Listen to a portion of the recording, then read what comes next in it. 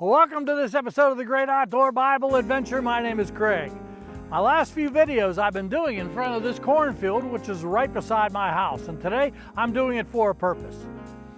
Farmers are hard-working people, and they are in it because they love it. They are not in it because there's a huge profit margin and piles of money to make.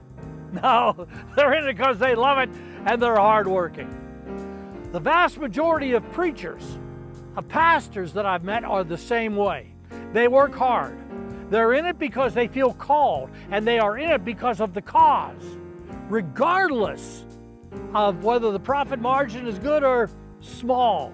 But there are a few that are false, that use religion as a way to make money and manipulate people, and you need to be warned and beware of such false workers. Now, before we get into the Bible, at the end of the video, we're going to take a 9mm to the pistol range and shoot a few groups and see how I do. But for now, let's get into the Bible. Now, worship in the Old Testament often involved an animal sacrifice. That was how you worshiped and made connection with God. We don't do that anymore because our blood sacrifice was fulfilled in Jesus Christ, the blood on the cross. But in the Old Testament, they used that. Now, there's a type of offering called a fellowship offering, where part of the sacrificed animal went to God, part went to the priest, and then the biggest part went to the family, where they would have a family celebration, maybe involving 2 days. Let's look at this in Leviticus chapter 7, verses 31 and 32. The priest shall burn the fat on the altar, but the breast belongs to Aaron and his sons. Those were the priests. You are to give the right thigh of your fellowship offerings to the priest as his contribution.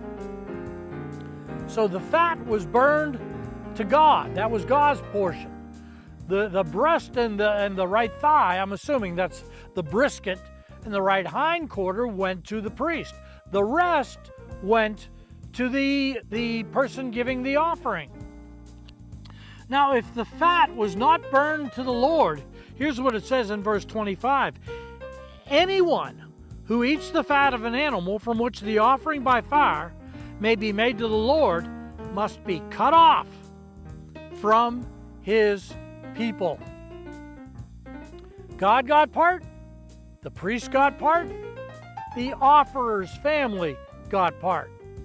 But some were not content with that.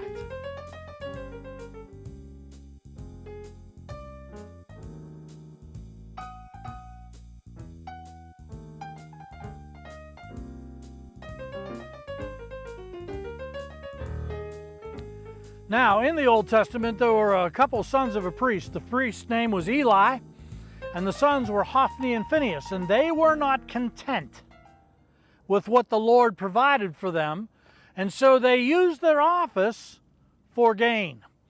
We saw in Leviticus, it was clear, the fat has to be burned up before the Lord. But these priests weren't content with that.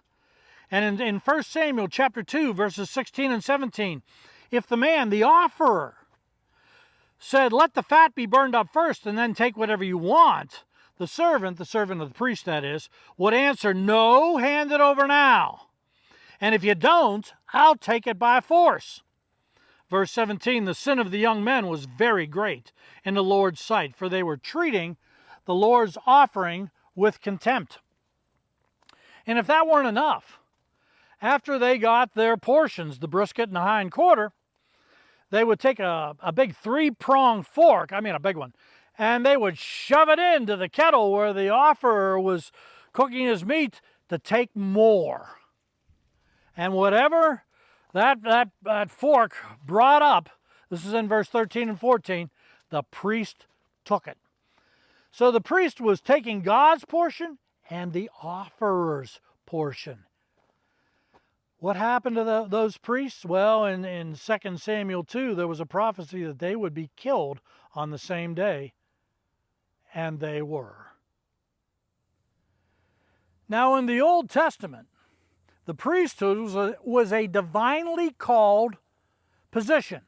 You can read about it in Exodus 28 and 29 and Leviticus 8 and 9. But these two, Hophni and Phinehas, were bringing disrepute on a divinely called position. In the New Testament, the same can be true.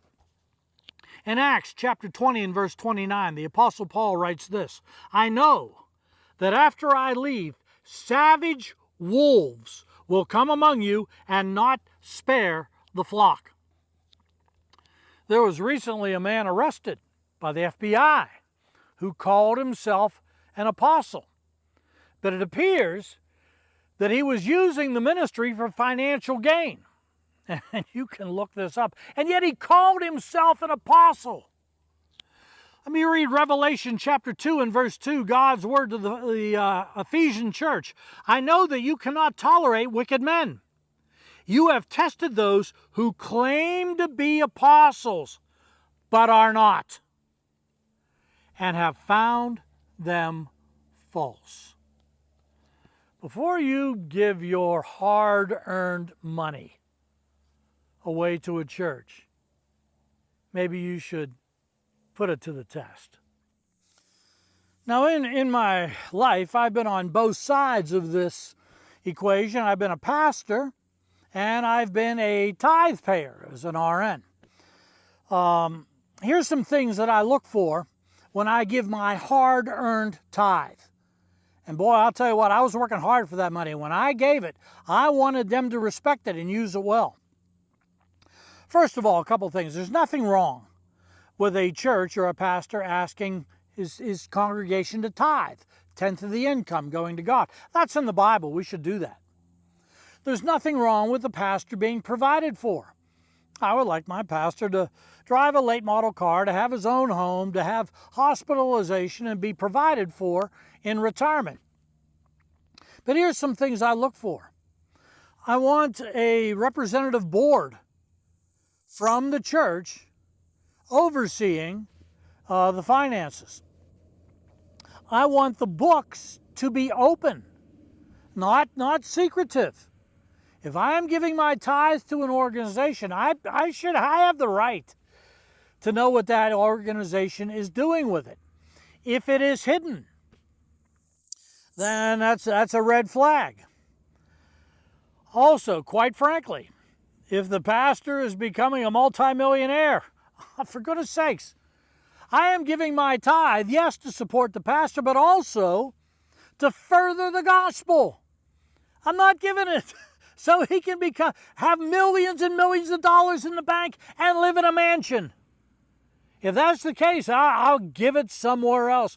Beware of those who use religion and use the gospel to become multi-millionaires. In closing, I want to go back to the 1 Samuel 2, Eli and Hophni, and I want to read a couple quotes by a Bible commentator named C. Chapman. Don't know what his first name is. This was written in the Pulpit Commentary back in the 1800s. And he says this about Eli's sons. Eli's sons manifest their extreme wickedness by profaning the worship of God. As a consequence, a grievous scandal was caused, and divine worship comes into disrepute. And boy, it does. We've seen in Exodus and Leviticus, the priesthood was divinely called, but these two men were bringing it into disrepute. Another quote by Chapman. "To the eye of the Hebrew, the office of the priest is most sacred.